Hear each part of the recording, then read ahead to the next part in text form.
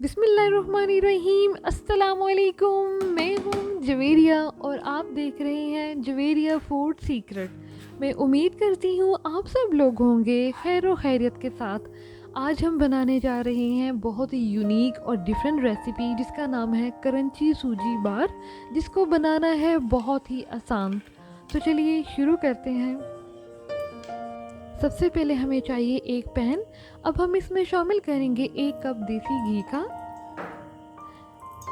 घी हमारा गर्म हो चुका है। अब हम इसमें शामिल करेंगे 1 कप सूजी का।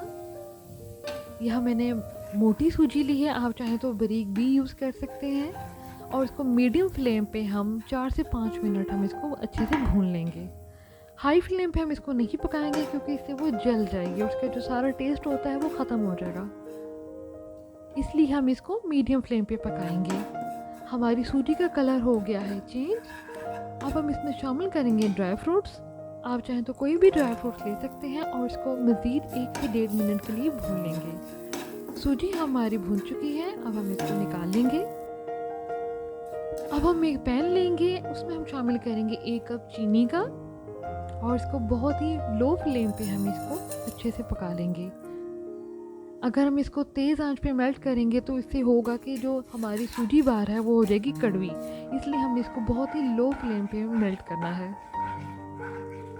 जितना हम इसको लो फ्लेम पे मेल्ट करेंगे उतनी ही हमारी सूजी बहुत ही क्रंची और बहुत ही यमी बनेगी। हमारी चीनी हो गई है मेल्ट, आप देख सकते हैं इसका ये टेक्सचर हो गया है। अब हम इसमें शामिल करेंगे अपनी भुनी हुई सूजी को और नीचे से हम फ्लेम बंद कर देंगे और इसको 1 से 1.5 मिनट के लिए अच्छे से मिक्स कर लेंगे और इसको गरम गरम हम डिश आउट करेंगे। अब हम इसको 1 घंटे के लिए रेस्ट पे छोड़ देंगे।